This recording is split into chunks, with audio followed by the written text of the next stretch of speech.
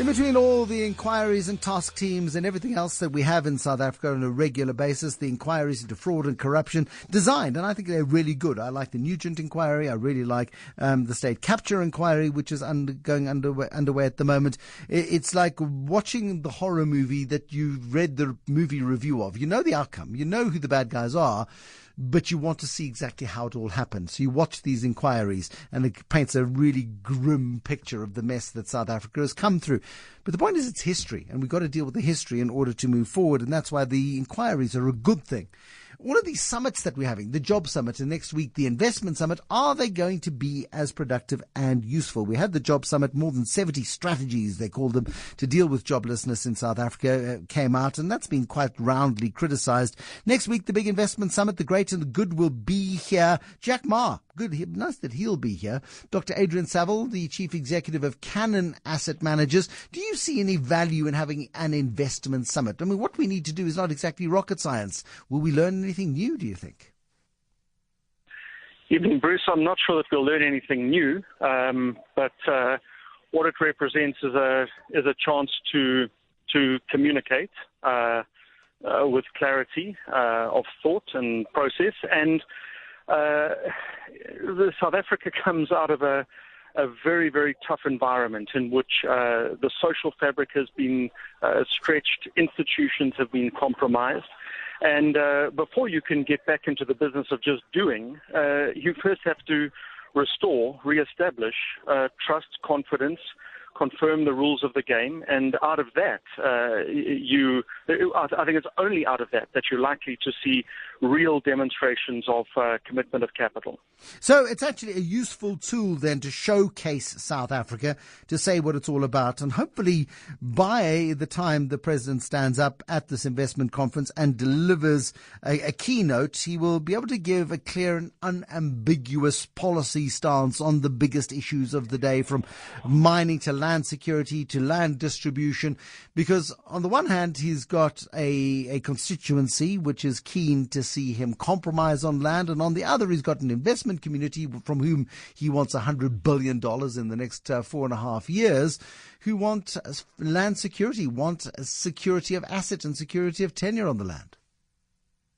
Yeah, your words, clear and unambiguous, is exactly what you need from policy, not just in proposal, but in policy execution also. So you need clearly communicated policies, and then institutions that put those policies in place and defend the policies, support the policies.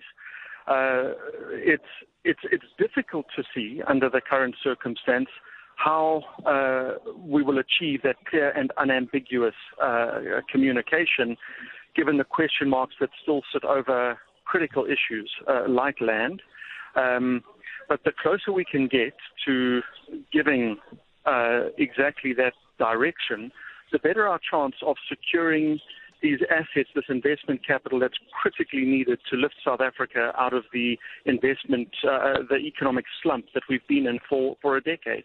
It also gives the president a chance to show that he is in charge of the economy, that is, the economy is under his stewardship, that this time it is, in fact, different.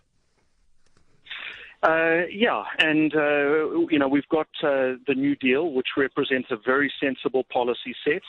There's the 10 initiatives that are outlined as very clear indications of what the intention is.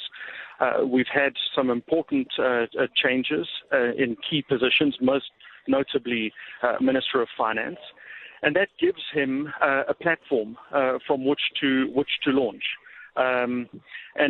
Ramaphosa has passed. It's easy, I think, to attribute this to, South Africa's made another set of mistakes. We're very schizophrenic like this, 1 minute euphoric, the next minute very depressed. But from when Cyril Ramaphosa came to power and now, we've had a number of other factors that have hammered investor confidence, and many of them are external. Trump and trade and Erdogan, Turkey.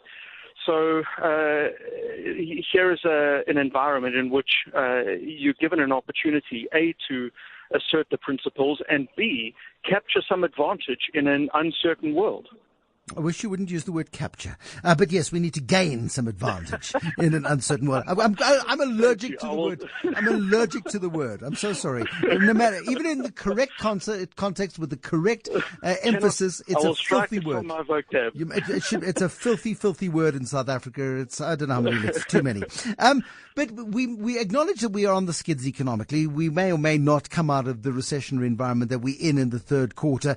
Countries that are on a slippery slope like ours, do they generally need to have many strategies? I mean, like we saw the more than 70 strategies to deal with joblessness. We need one or two or three brilliant ideas, all-encompassing ideas, surely, on growth, and to implement those brilliant ideas effectively, rather than have this sort of shotgun approach to, well, let's try 70 things and see what works, because by now the world knows what works.